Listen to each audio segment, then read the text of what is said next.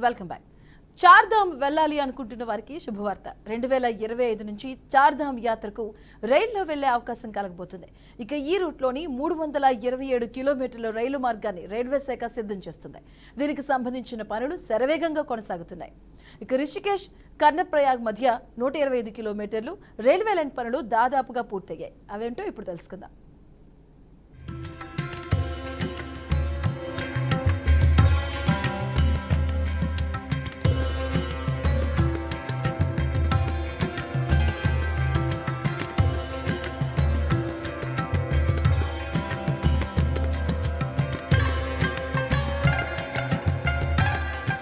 హిందూ మతంలో చార్ధామ్ యాత్ర చాలా ముఖ్యమైనదిగా పరిగణిస్తారు. జీవితంలో ఒక్కసారైనా తప్పనిసరిగా చార్ధామ్ యాత్ర చేయాలి అనేది భావిస్తూ ఉంటారు. ఈ సంవత్సరం అంటే 2024 చార్ధామ్ యాత్ర గంగోత్రి, యమునోత్రి, కేదార్నాథ్, బద్రీనాథ్ మే 10 నుంచి ప్రారంభమైంది. హిందూ మతం చార్ధామ్ యాత్ర విశ్వాసంతో అనుసంధానం అయ్యి ఉంటుంది. ఇక దీంతో చార్ధామ్ ను సందర్శించడానికి భారీ సంఖ్యలో భక్తులు వస్తూ ఉంటారు. కొందరు వ్యక్తులు చార్ధామ్ ను స్వయంగా సందర్శించాలని కోరుకుంటారు. చాలా మంది తమ వృద్ధ తల్లిదండ్రులను కూడా చార్ధామ్ తీర్థయాత్రలకు తీసుకుని వెళ్లాలని కోరుకుంటారు. అయితే ప్రయాణం మొదటి రోజు నుంచి దర్శనం వరకు ఎటువంటి ఇబ్బంది కలగకుండా ముందుగానే కొన్ని సన్నాహాలు చేసుకోవటం ముఖ్యం.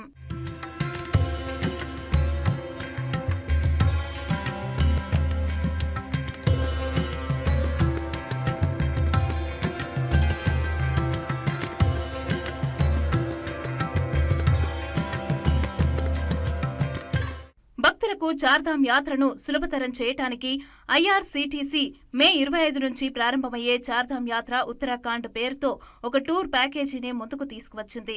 ఇక ఈ ప్యాకేజీ మధ్యప్రదేశ్ నివాసితులకు మరింత ప్రయోజనకరంగా ఉంటుంది. ఎందుకంటే ఇది భోపాల్ నుంచి ప్రారంభమవుతుంది.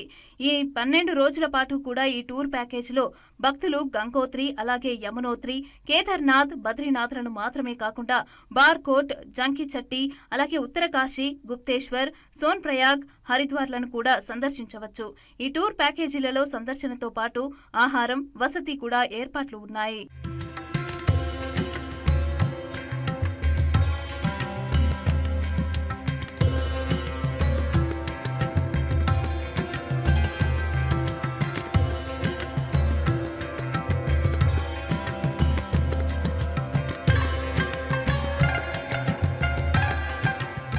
చార్ధామ్ యాత్ర చేయాలని అనుకునేవారు తప్పనిసరిగా బయోమెట్రిక్ నమోదు చేసుకోవాలి.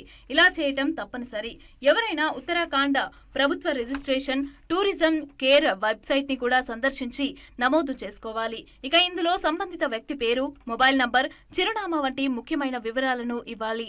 చార్ధామ్ యాత్ర కోసం సామాన్లు ప్యాకింగ్ చేసుకునేటప్పుడు వెచ్చని బట్టలు, రెయిన్ కోట్ వంటి వస్తువులను కూడా ప్యాకింగ్ చేసేటప్పుడు గుర్తుంచుకోవాల్సిన ముఖ్యమైన విషయం ఏమిటంటే ఎటువంటి పత్రాన్ని వదిలివేయకూడదు. ఇక Aadhaar card, pan card, passport, అలాగే డ్రైవింగ్ లైసెన్స్ వంటి ముఖ్యమైన కార్డులను కూడా తమ వెంటే ఉంచుకోవాలి.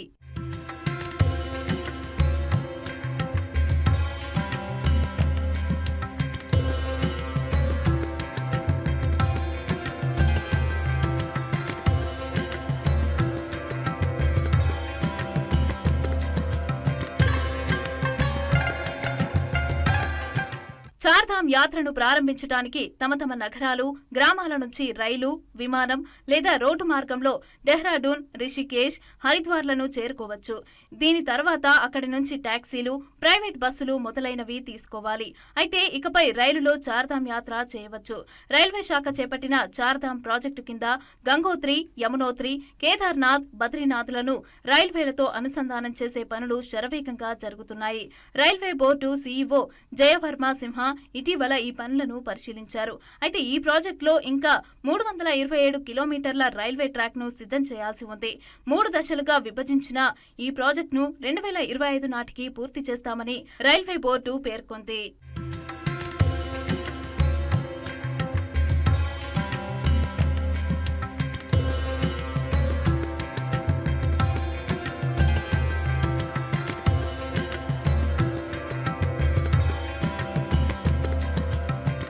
ఈ ప్రాజెక్టులో 153 కిలోమీటర్ల రైలు మార్గం మొరాదాబాద్ డివిజన్లో ఉంది. దీనిలో 105 కిలోమీటర్ల రైల్వే లైన్ సొరంగం కూడా వెళ్తుంది.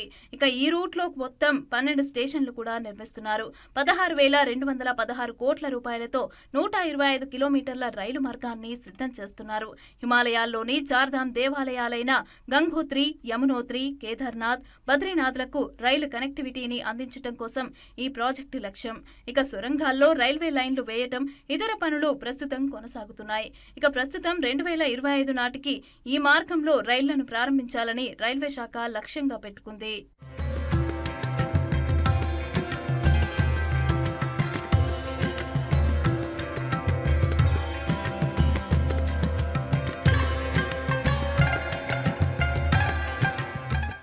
ఈ సంవత్సరం చార్ధామ్ యాత్ర కోసం ఆన్లైన్ రిజర్వేషన్ ఏప్రిల్ 15న ప్రారంభమైంది.